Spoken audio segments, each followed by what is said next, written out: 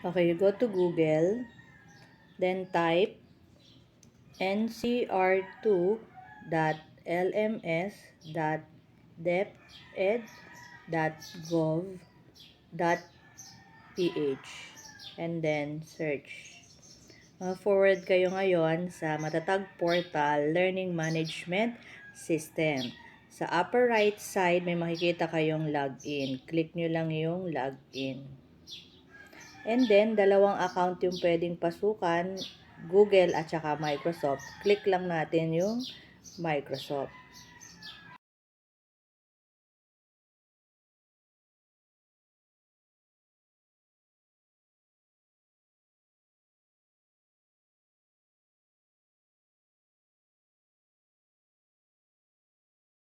Before this, bago nyo makita yung profile nyo, pagkatapos nyo ipasok yung inyong Microsoft account at saka ang inyong password, may lalabas dyan na do you want to stay logged in? Lalagay nyo lang ay yes.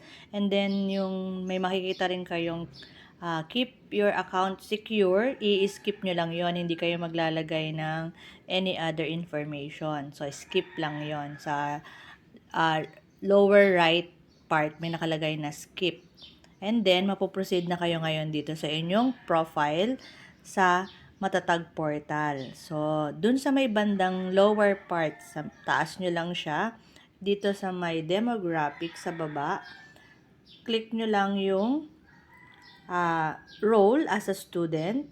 And then, this one, Quezon City. And then, dito naman sa ating school name, of course, Manuel Rojas High School. Manuel A. Rojas High School. And then sa ating school ID, you're going to type 305361.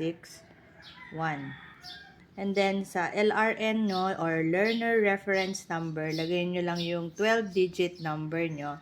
And then click nyo lang yung Update Profile. So, pag na-update nyo na yung profile nyo, okay na yan. So, sa next time na magla-login kayo sa inyong Matatag Portal LMS, ay pwede na kayong makapag-exam for your National Learning Camp Assessment. Thank you.